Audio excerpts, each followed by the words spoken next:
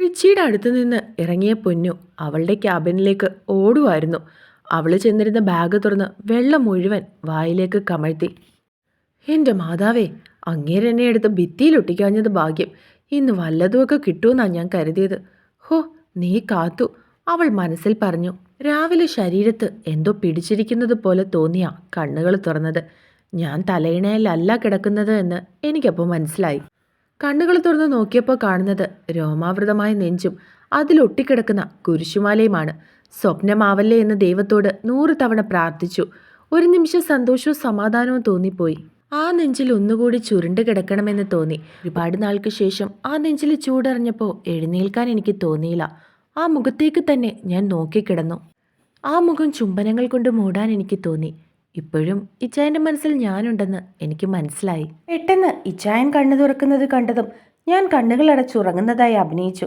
എന്നെ നെഞ്ചിൽ നിന്നും മാറ്റി തലയിണയിലേക്ക് കിടത്തി എൻ്റെ നെറ്റിയിലും കവിളിലും ഉമ്മ വെച്ചുകൊണ്ട് ഇച്ചായൻ എഴുന്നേറ്റ് ബാത്റൂമിൽ കയറിയതും ഞാൻ കണ്ണു തുറന്നു.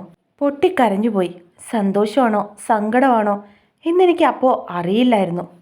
ഇച്ചായൻ ബാത്റൂമിൽ നിന്നും ഇറങ്ങുന്നെന്ന് മനസ്സിലായപ്പോൾ ഞാൻ തിരിഞ്ഞു കിടന്നു.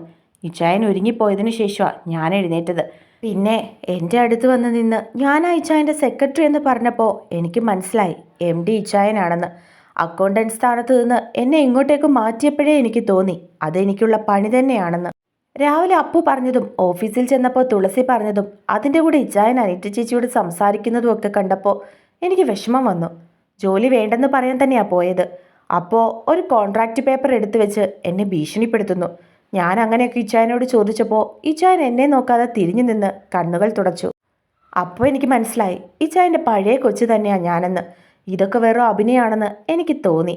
അപ്പോൾ പെട്ടെന്ന് തോന്നിയതാ അങ്ങനെയൊക്കെ ചെയ്യണമെന്ന്. ഞാൻ കടിച്ചപ്പോഴും ഉമ്മ വെച്ചപ്പോഴും ഇച്ചായൻ വികാരങ്ങൾ നിയന്ത്രിക്കാൻ കുറേ കഷ്ടപ്പെടുന്നുണ്ടെന്ന് എനിക്ക് മനസ്സിലായി. കരഞ്ഞുകൊണ്ട് നിൽക്കുന്നത് കൊണ്ടല്ലേ എല്ലാവരും കൂടി എന്നെ കളിയാക്കുന്നതും ഒറ്റപ്പെടുത്തുന്നതും. ഇനി നേർക്ക് നേരെ കളിക്കാം. ഇച്ചായനൊപ്പം എത്തിയില്ലെങ്കിലും ഈ കൊച്ചിനും ഇതൊക്കെ പറ്റും. കേട്ടോടാ ഇച്ചായ, അവൾ മനസ്സിൽ പറഞ്ഞുകൊണ്ട് ചിരിച്ചു. പൊന്നു പോയതിനു ശേഷവും റിച്ചി അതേ ഇരിപ്പ് ഇരിക്കുകയായിരുന്നു. എന്നാലും ഇവൾക്കിത് പെട്ടെന്ന് ഇതെന്താ ഇങ്ങനൊരു മാറ്റം? എൻ്റെ നോട്ടം മാറുമ്പോൾ തന്നെ പേടിച്ചെൻ്റെ മുമ്പിൽ നിൽക്കുന്നവൾ ഇന്ന് മാസ ഡയലോഗൊക്കെ പറഞ്ഞ് എൻ്റെ വായടപ്പിച്ചു. എനിക്ക് തിരിച്ച് പറയാൻ പോലും ഒരവസരം തന്നില്ല. എന്തായാലും ഇച്ചായൻ്റെ കൊച്ചി ഇത്രയൊക്കെ ചെയ്ത സ്ഥിതിക്ക് ഇച്ചായനും എന്തേലുമൊക്കെ തരണ്ടായോ? വീട്ടിലേക്ക് ചെല്ലട്ടെ, കാണിച്ചു കൊടുക്കാം. അവൻ ഓരോന്നും ആലോചിച്ചു കൊണ്ടിരുന്നപ്പോൾ അപ്പവും ആൽബിയും കൂടി കയറി വന്നു. എന്തു പറ്റി ചേട്ടായി മുഖമൊക്കെ വല്ലാതിരിക്കുന്നത്? അവൾ എന്തേലും പറഞ്ഞോ? ആൽബി സംശയത്തോടെ റിച്ചിയോട് ചോദിച്ചു. നമ്മൾ ഉദ്ദേശിച്ചതുപോലെ തന്നെയായിരുന്നു അവൾക്ക് ഈ ജോലി വേണ്ടെന്ന്. എന്നിട്ട് ചേട്ടായി എന്തു പറഞ്ഞു? അപ്പോൾ വീണ്ടും ചോദിച്ചു. ഞാനൊന്നും കാണാതെ കളിക്കാൻ ഇറങ്ങില്ലല്ലോ. ആ കോൺട്രാക്റ്റ് പേപ്പർ എടുത്ത് കാണിച്ചു കൊടുത്തു. ശരിക്കും അന്ന് അങ്ങനെ ഒരു കോൺട്രാക്റ്റ് അവർ സൈൻ ചെയ്യിപ്പിച്ചത് എനിക്ക് ഉപകാരമായി. റിച്ചി ചിരിച്ചുകൊണ്ട് പറഞ്ഞു. റിച്ചി പറയുന്നത് കേട്ട് അവരും ചിരിച്ചു. അപ്പോൾ ചുരുക്കി പറഞ്ഞാൽ ഞങ്ങളുടെ പെങ്ങൾക്ക് വേറെ വഴിയില്ലെന്നർത്ഥം. അപ്പോൾ ചിരിച്ചുകൊണ്ട് മറുപടി പറഞ്ഞു. അതെ. റിച്ചിയും ചിരിച്ചു. റിച്ചിക്ക് എന്തുകൊണ്ടോ അവിടെ നടന്ന സംഭവങ്ങളൊന്നും അവന്മാരോട് പറയാൻ തോന്നിയില്ല. പറഞ്ഞാൽ അവരൊക്കെ കൂടി ചേർന്ന് കളിയാക്കുമെന്ന് റിച്ചിക്ക് നന്നായിട്ട് അറിയാമായിരുന്നു. ഡി മരിയ, തുളസി അവളുടെ അടുത്ത് വന്ന് നിന്നുകൊണ്ട് ചോദിച്ചു. എന്താടി, നിനക്ക് എന്തായിരുന്നു ഞങ്ങളറിയാതെ സാറിനോട് മാത്രം പറയാനുള്ളത്? എടി, അത് എനിക്ക് പഴയ പൊസിഷൻ തന്നെ മതിയെന്ന് പറയാനാ പോയത്. പക്ഷേ പിന്നെ ആലോചിച്ചപ്പോൾ തോന്നി നീ പറഞ്ഞതുപോലെ ആർക്കും കിട്ടാത്തൊരു ഭാഗ്യമല്ലേ എനിക്ക് കിട്ടിയത്. അപ്പോൾ പറയണ്ടാന്ന് തോന്നി. അങ്ങനെ എന്തേലും നീ പറഞ്ഞേ കൊന്നേനെ നിന്നെ. നിന്റെ സ്ഥാനത്ത് വേറെ ആരെങ്കിലും സെക്രട്ടറി ആയാലുണ്ടല്ലോ, പിന്നെ അവളുമാരുടെ ജാട കൂടെ കാണാൻ നിൽക്കണം. നീയാകുമ്പോൾ എനിക്ക് പേടിക്കണ്ട. തുളസി ചിരിച്ചുകൊണ്ട് പറഞ്ഞു. ഓഹോ, അങ്ങനെയാണോ? എങ്കിൽ ഞാൻ ഇന്നു മുതൽ കുറച്ച് ജാട ഇടാൻ പോവുക. പൊന്നു അത് കേട്ട് അവളോട് മറുപടി പറഞ്ഞു. ആര്? നീയോ? ഒന്ന് പോയേടി, നീ എൻ്റെ മുത്തല്ലേ. തുളസി പറഞ്ഞുകൊണ്ട് അവളുടെ കവളിൽ പിടിച്ചു വലിച്ചു. അത് കണ്ട് അവളും ചിരിച്ചു. മരിയ, റോബിൻ സാർ വിളിക്കുന്നു. അങ്ങോട്ടേക്ക് വന്ന മറ്റൊരു സ്റ്റാഫ് പൊന്നുവിനെ നോക്കിക്കൊണ്ട് പറഞ്ഞു. എങ്കിൽ പിന്നെ നീ പോയിട്ട് വാ, എനിക്ക് കുറച്ച് ജോലിയുണ്ട്. തുളസി അതും പറഞ്ഞ് അവിടെ നിന്നും പോയി. എൻ്റെ മാതാവേ, അങ്ങേരുടെ മുമ്പിലോട്ടാ പോകുന്നത്. പിടിച്ചു നിൽക്കാനുള്ള ശക്തി തരണേ. അവൾ മനസ്സിൽ പ്രാർത്ഥിച്ചുകൊണ്ട് അവൻ്റെ ക്യാബിൻ ലക്ഷ്യമാക്കി നടന്നു. May I come in sir? അവൾ ക്യാബിന് മുൻപിൽ ചെന്ന് നിന്നുകൊണ്ട് ചോദിച്ചു. ആ വരണം മിസ്സിസ് മരിയ റോബിൻ. അവനൊന്ന് ഇരുത്തിക്കൊണ്ട് അവളോട് മറുപടി പറഞ്ഞു. സാർ വിളിപ്പിച്ചെന്ന് പറഞ്ഞു. അവൾ ഭാവഭേദം ഒന്നുമില്ലാതെ അവനോട് ചോദിച്ചു. വിളിപ്പിച്ചു, എൻ്റെ സെക്രട്ടറി എപ്പോഴും എൻ്റെ കൂടെയല്ലേ കാണേണ്ടത്, എന്നിട്ട് അവിടെ പോയിരിക്കുന്നത് എന്തിനാ? അവൻ കൈകെട്ടി നിന്നുകൊണ്ട് അവളോട് ചോദിച്ചു. മനസ്സിലായില്ല. മനസ്സിലാക്കി തരാം. അതും പറഞ്ഞുകൊണ്ട് അവൻ അവളുടെ അടുത്തേക്ക് നടന്നു. എന്നാൽ അവനെ അത്ഭുതപ്പെടുത്തിക്കൊണ്ട് അവൾ നിന്നെടുത്ത് തന്നെ നിന്നു. അവനൊന്ന് തറഞ്ഞു പോയെങ്കിലും പിന്നെ ഒരു ചിരിയോടുകൂടി അവളുടെ അടുത്തേക്ക് ചെന്ന് നിന്നു. മിസ്സിസ് മരിയ, ഇന്നലെ വരെ താൻ ഈ കമ്പനിയിൽ അക്കൗണ്ടൻ്റ് ആയിരുന്നു. ആ ക്യാബിൻ തൻ്റെയായിരുന്നു. ബട്ട് ഇന്നു മുതൽ താൻ എൻ്റെ പേഴ്സണൽ സെക്രട്ടറിയാ. അപ്പോൾ എൻ്റെ കാര്യങ്ങൾ നോക്കി എൻ്റെ കൂടെ വേണം ഇരിക്കാൻ. അവൻ കള്ളച്ചിരിയോടെ പറഞ്ഞു. ഓക്കെ, ശരി, ഞാൻ ഇനി മുതൽ ഇവിടെ ഇരുന്നോളാം. അവൾ കൈകെട്ടി നിന്നുകൊണ്ട് അവൻ്റെ കണ്ണിൽ തന്നെ നോക്കിക്കൊണ്ട് പറഞ്ഞു. ഒരു നിമിഷം അവളുടെ ധൈര്യം കണ്ട് അവൻ പകച്ചുപോയി. എന്താ ചായ, പേടിയുണ്ടോ? അവൾ പുരികം പൊക്കി ചോദിച്ചു. ഞാൻ എന്തിനാടി നിന്നെ പേടിക്കുന്നേ? പിന്നെന്താ, ഇച്ചായൻ്റെ മുഖം ഇഞ്ചി കടിച്ച കുരങ്ങിനെ പോലെ ഇങ്ങനെ വിളറി വെളുത്തിരിക്കുന്നേ? അവൾ കളിയാക്കിക്കൊണ്ട് അവനോട് ചോദിച്ചു. ഡീ, കൂടുതൽ നിഗളിക്കല്ലേ, എന്നെ ശരിക്കും അറിയില്ല നിനക്ക്. അയ്യേ, ഈ ഇച്ചാൻ എന്താ ഇങ്ങനെ? എനിക്കല്ലാതെ ഇച്ചാനെ ആർക്കാ അറിയാവുന്നേ? ഈ ശരീരത്തിലെ ചൂടും ഈ ശരീരത്തിലെ വിയർപ്പും നെഞ്ചിലെ തുടിപ്പ് പോലും എന്നേക്കാൾ നന്നായി അറിയാവുന്ന ആരുണ്ട്? അവൾ കുസൃതി ചിരിയോടെ അവനോട് ചോദിച്ചു. ഡീ, അവൻ അവളുടെ കയ്യിൽ പിടിച്ച് അവൻ്റെ അടുത്തേക്ക് ചേർത്തുകൊണ്ട് വിളിച്ചു. എന്താ ഇച്ചായെ കാണിക്കുന്നേ? ഇതൊരു ഓഫീസല്ലേ, ഞാൻ ഇച്ചായൻ്റെ സ്റ്റാഫല്ലേ. ഒരു സ്റ്റാഫിനോട് ഇങ്ങനെയൊക്കെയാണോ പെരുമാറേണ്ടേ? മോശം മോശം. ഇത്രയും വിവരവും വിദ്യാഭ്യാസമൊക്കെ ഉള്ള സാറിന് ഇതൊക്കെ വെറും സ്റ്റാഫായ ഞാനാണോ പറഞ്ഞു തരേണ്ടത്?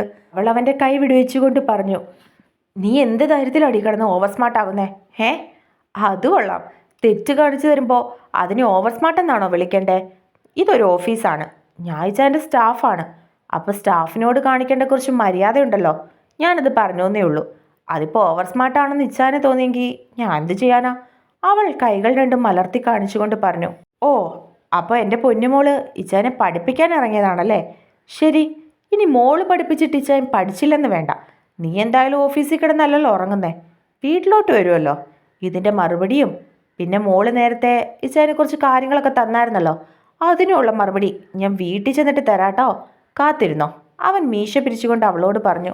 എൻ്റെ മാതാവേ, ഇതിപ്പം ഞാൻ വടി കൊടുത്ത് അടി വാങ്ങുന്നത് പോലെയാണല്ലോ. പൊന്നു മനസ്സിൽ ചിന്തിച്ചു. എന്താടി? ഒന്നുമില്ല. അപ്പോഴേ എൻ്റെ സ്റ്റാഫ് പോയി MDയുടെ ഇന്നത്തെ ചാർട്ട് പ്രിപ്പയർ ചെയ്തിട്ട് വാ കേട്ടോ. അവൻ കൈകെട്ടി നിന്നുകൊണ്ട് അവളോട് പറഞ്ഞു. അവൾ തിരിച്ചു പോകാൻ തുടങ്ങിയതും അവൻ അവളുടെ കയ്യിൽ പിടിച്ചു വലിച്ചു. എങ്ങോട്ടാ പോകുന്നത്? ചാർട്ട് പ്രിപ്പയർ ചെയ്യാനല്ലേ പറഞ്ഞത്? അവിടെ ഇരുന്നല്ല, ദേ ഇവിടെ. അവൻ അവൻ്റെ ക്യാബിനകത്ത് തന്നെ സൈഡിലേക്ക് ചൂണ്ടിക്കാണിച്ചുകൊണ്ട് പറഞ്ഞു.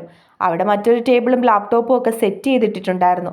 അവൾക്ക് ചെറിയൊരു പേടി തോന്നിയെങ്കിലും അത് പുറത്തു കാണിക്കാതെ അവൾ അവിടേക്ക് തന്നെ ചെന്നിരുന്നു. കുറച്ചു കഴിഞ്ഞതും അവൾ ചാർട്ട് പ്രിപ്പയർ ചെയ്തിട്ട് അവന് കൊണ്ടു കൊടുത്തു. എന്നാൽ അത് വായിച്ചു പോലും നോക്കാതെ അവൻ കീറിക്കളഞ്ഞു. അവൾക്കത് കണ്ട് ദേഷ്യവും വിഷമം വന്നു. അതെന്തിനാ കീറിക്കളഞ്ഞത്? അവൾ ദേഷ്യത്തോടെ ചോദിച്ചു. എനിക്കിഷ്ടപ്പെട്ടില്ല, ഞാൻ കളഞ്ഞു. എന്തേ? അതിന് തെറ്റെന്തായിരുന്നു? അവൾ ദേഷ്യത്തോടെ വീണ്ടും ചോദിച്ചു. പ്രത്യേകിച്ചൊന്നുമില്ലായിരുന്നു, എനിക്കിഷ്ടപ്പെട്ടില്ല, കീറിക്കളഞ്ഞു. പോയി വേറെ പ്രിപ്പയർ ചെയ്തിട്ട് വാ. അവൻ അവളെ നോക്കിക്കൊണ്ട് പറഞ്ഞു. ദുഷ്ടൻ, പക പോകുക, തെണ്ടീച്ചായൻ. എന്താടി നിന്ന് പിറുപിറുക്കുന്നേ? ഒന്നുമില്ല, അവൾ ദേഷ്യപ്പെട്ട് പറഞ്ഞിട്ട് വീണ്ടും സീറ്റിൽ പോയിരുന്ന് ചെയ്യാൻ തുടങ്ങി. അത് കണ്ട് റിച്ചി മനസ്സിൽ ഊറിച്ചിരിച്ചു. ഓഫീസിൽ വെച്ച് റിച്ചി പൊന്നുവിനെ കൊണ്ട് മാക്സിമം പണിയെടുപ്പിച്ചുകൊണ്ടിരുന്നു. ഒരു പണി തന്നെ 2-3 വട്ടം ചെയ്യിപ്പിക്കുമ്പോഴേ ശരിയാണെന്ന് അവൻ പറയുകയുള്ളൂ. ശരിക്കും പറഞ്ഞാൽ ഉച്ചയ്ക്ക് ചോറുണ്ണാൻ മാത്രമാണ് റിച്ചി പൊന്നുവിനെ പുറത്തേക്ക് വിട്ടതെന്ന് തന്നെ പറയാം. ഓഫീസിൽ ആദ്യത്തെ ദിവസം ആയതുകൊണ്ട് തന്നെ റിച്ചിക്ക് ഓഫീസിൽ പണിയുണ്ടായിരുന്നു. അതുകൊണ്ട് പൊന്നുവിനോട് പൊയ്ക്കോളാൻ അവൻ പറഞ്ഞിരുന്നു. അതൊരു തരത്തിൽ പൊന്നുവിനും ആശ്വാസമായി. റിച്ചി വരുന്നതിന് മുൻപേ തന്നെ അവൻ്റെ കയ്യിൽ പെടാതെ ഫ്രഷായി ഹാളിൽ പോയി ഇരിക്കാലോ. അവൾ റൂമിലേക്ക് വന്നതും ഫ്രഷായി നേരെ ഹാളിൽ ചെന്നിരുന്നു. അപ്പോഴേക്ക് സുധ കുഞ്ഞിനെ കുളിപ്പിച്ച് നിർത്തിയിട്ടുണ്ടായിരുന്നു. കുറച്ചു നേരം അവൾ കുഞ്ഞിനെ കളിപ്പിച്ചുകൊണ്ടിരുന്നു. അത് കഴിഞ്ഞതും ആൽബിയും അപ്പവും അനീറ്റയും വന്നു. അവർ അവളെ നോക്കാതെ കുഞ്ഞിനെ എടുത്തുകൊണ്ട് പോയി കളിപ്പിക്കാൻ തുടങ്ങി. അവൾക്കത് കണ്ട് വിഷമം വന്നെങ്കിലും ആൽബി അപ്പവും കുഞ്ഞിനെ കളിപ്പിക്കുന്നതും ഉമ്മ കൊടുക്കുന്നതും ഒക്കെ കണ്ട് അവളുടെ മനസ്സ് നിറഞ്ഞു. അവളൊന്ന് പുഞ്ചിരിച്ചുകൊണ്ട് അടുക്കളയിലേക്ക് നടന്നു. കുറച്ചു കഴിഞ്ഞതും റിച്ചി ഓഫീസിൽ നിന്നും വന്നിരുന്നു. ആൻറ്റി, എനിക്കൊരു ചായ തരണേ. റിച്ചി അടുക്കളയിൽ വന്ന് പൊന്നുവിനെ ഒന്ന് നോക്കിക്കൊണ്ട് സുധയോട് പറഞ്ഞു. അവൻ നോക്കുന്നത് കണ്ടതും അവൾ തിരിഞ്ഞ് അവനെ നോക്കാതെ നിന്നു. അവളുടെ നിൽപ്പ് കണ്ട് തിരിച്ചുകൊണ്ട് അവൻ റൂമിലേക്ക് കയറിപ്പോയി. ദാ മോളെ ചായ, മോന് കൊണ്ട് കൊടുക്ക്. സുധ ഒരു കപ്പ് ചായ പൊന്നുവിന് നേരെ നീട്ടിക്കൊണ്ട് പറഞ്ഞു. അത് സുധാമേ, അത് പിന്നെ ഇത് സുധാമ കൊണ്ടു കൊടുക്കാവോ? എന്തു പറ്റി മോളെ? ഒന്നുമില്ല സുധാമേ, പ്ലീസ്, ഇത് സുധാമ കൊണ്ടു കൊടുക്ക്. അവൾ പറഞ്ഞതും സുധ ഒരു ചിരിയോടെ റൂമിലേക്ക് പോയി. മോനെ വാ ആൻറ്റി. ഇതെന്താ ആൻറ്റി ചായയായിട്ട്? മൊബൈൽ നോക്കിക്കൊണ്ടിരുന്ന റിച്ചി പെട്ടെന്ന് കട്ടിലിൽ നിന്നും എഴുന്നേറ്റുകൊണ്ട് ചോദിച്ചു. അത് മോൾ എന്നോട് പറഞ്ഞു മോന് കൊണ്ടു കൊടുക്കാൻ. അവർ ചിരിയോടെ മറുപടി പറഞ്ഞു. അവനും തിരിച്ച് ചിരിച്ചുകൊണ്ട് ഒന്ന് മൂളി. എന്താ മോനെ, എന്തെങ്കിലും പ്രശ്നമുണ്ടോ? ഏയ് ഒന്നുമില്ല ആൻറ്റി.